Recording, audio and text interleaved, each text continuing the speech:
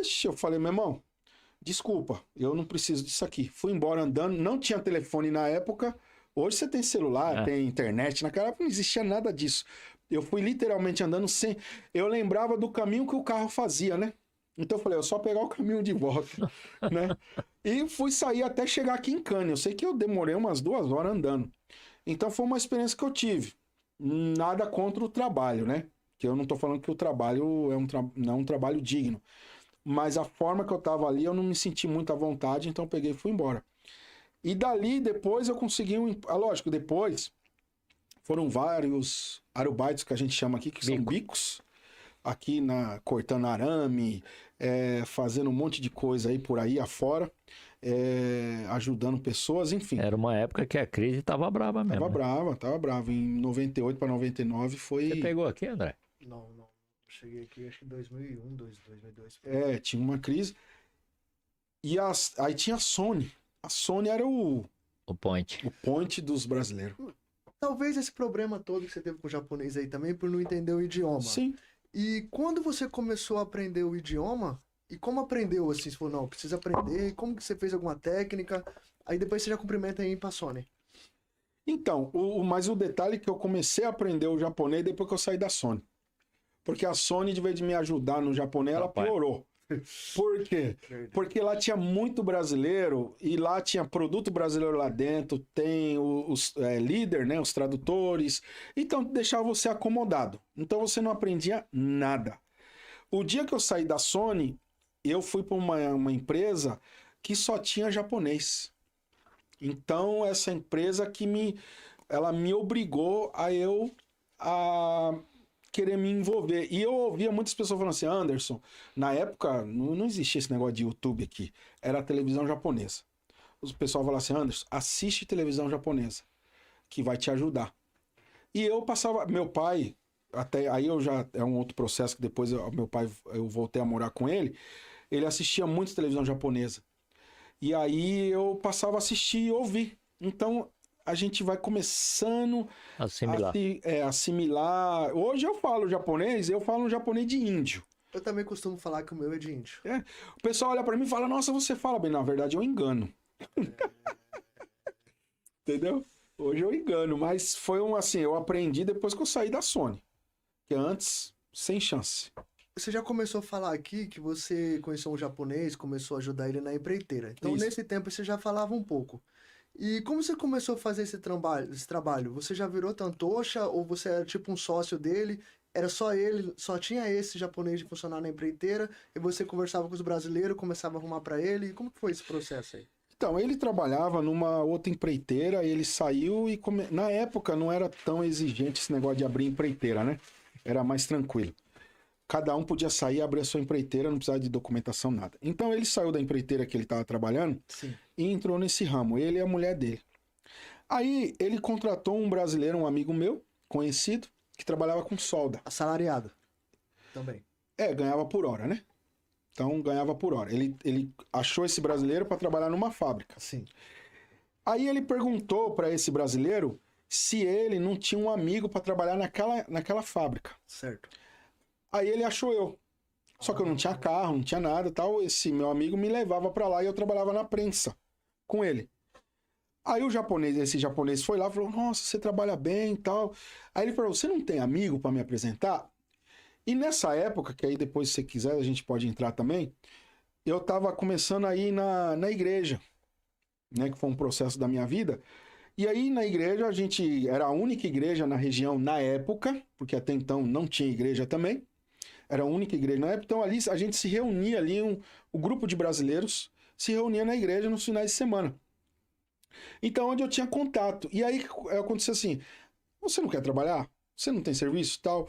Então eu falava, tem um japonês ali onde eu trabalho que tá precisando de alguém, um soldador, um cara. Então foi onde eu comecei, eu falava pra esse japonês, olha, eu tenho um amigo. Aí que entrava esse japonês de índio, né?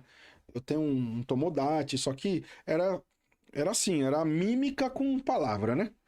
Aí foi aonde eu fui apresentando e ele foi gostando das pessoas, porque toda pessoa, principalmente naquela época, que abria uma empreiteira, ou pelo menos essa questão aí de recursos humanos, pagava bem. pagava melhor para poder atrair. Então esse japonês, ele tinha umas ofertas boas. Melhor do que a Sony, melhor do que tal. E aí eu falava, ó, tem um serviço assim. Aí as pessoas se interessavam. E aí eu comecei a trazer para ele. Aí ele gostou. Aí ele falou, aí ele só pedia para mim, você tem alguém? Você tem alguém? Aí ele falou assim, eu arrumei um bico lá de 6 meses numa empresa lá que fazia armário de cozinha e sapateira. Só que eu tô precisando de 6 pessoas. Eu falei, se você quiser eu arrumo.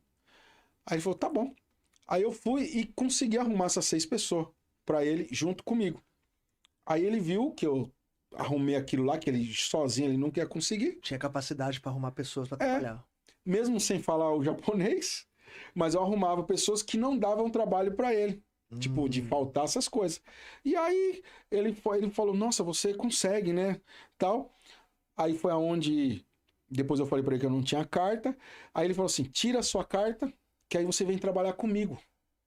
Aí eu falei, tudo bem. Aí foi aonde eu fui pro Brasil para poder transferir a minha carta dos Estados Unidos pro Brasil e depois pro Japão. Então ali você acabou ganhando um cargo já, você já virou tantocha ali. Então, o que é tantocha em português? Administrador de grupo. Administrador do grupo, encarregado, né? Que fala também. Encarregado. Que é mais ou menos assim que se coloca, né? E essa empreiteira, ela foi subindo com algum tempo, né? E você, abaixo do dono da empreiteira, você é o que tinha mais posição alta. E depois tinha algum outro funcionário também japonês, e isso daí foi te trazendo alguns problemas, como inveja, preconceito, Vixe, André, eu passei rivalidade, aceitação. Eu passei um perrengue, assim, porque no início foi só flores, né? Aí o que aconteceu? Eu, brasileiro puro, sem falar um japonês que, né, que hoje a gente sabe que tem pessoas que falam 10 vezes melhor, 1000 vezes melhor do que eu, porque estudou aqui, sabe ler a leitura japonesa e ler e escrever, mas eu tava lá. E eu fiquei 16 anos dentro dessa empresa, trabalhando junto com as pessoas e com o chefe. Vou no banheiro rapidinho, vai falando. E o chefe, ele começou a me considerava bastante, eu tinha confiança dele, entendeu? Confiança de trabalho, porque eu trouxe, vamos dizer assim, de uma certa forma, eu trouxe lucro para ele, porque desses 16 anos, a empresa cresceu, se fortaleceu, aquilo que tinha aqueles carros usados, velho, para fazer o transporte, passou a ter carro novo, passou a ter ônibus, né? Passou a ter mais funcionário, mais tradutores, mais encarregados, no caso os tantocha, foi fortalecendo uma empresa, abriu filiais, né, em Komak, abriu filial ali em Mizunami, abriu filial em Kane, enfim, ele se fortaleceu. Então, e ele falava que ele era sempre grato a mim.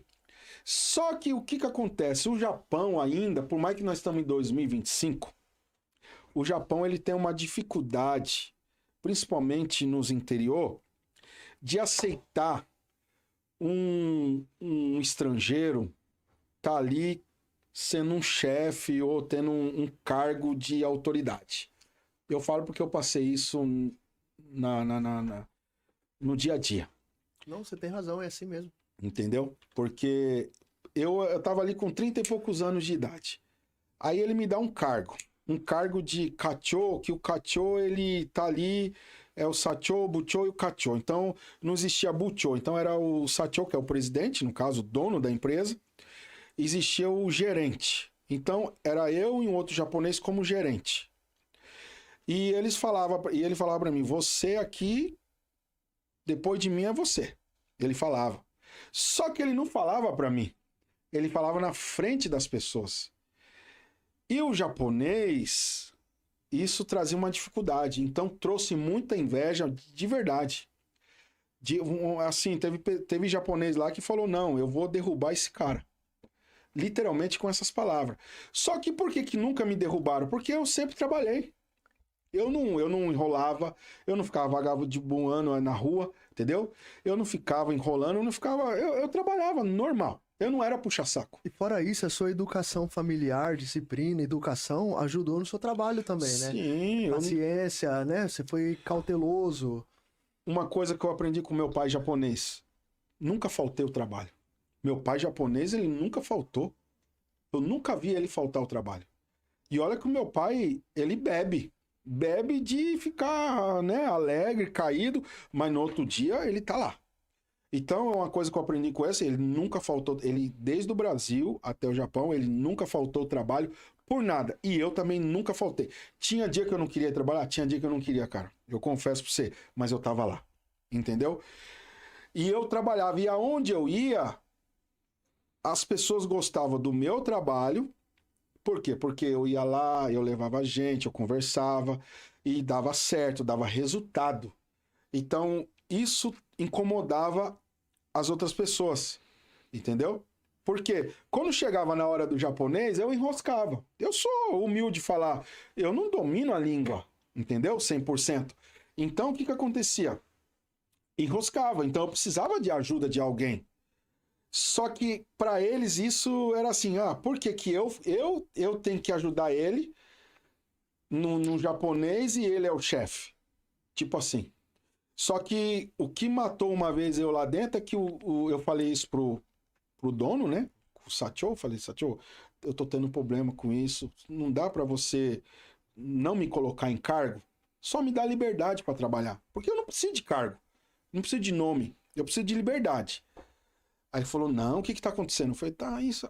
Aí foi a pior coisa da minha vida, ele reuniu todo mundo, chamou lá, fez uma reunião, falou, ó, vocês têm que obedecer ele, vocês têm que respeitar ele. Tudo que ele falar, você tem que fazer isso na frente de todo mundo. O japonês lá, tudo. O japonês mais, assim, de idade. Que para japonês mais antigo, isso é difícil.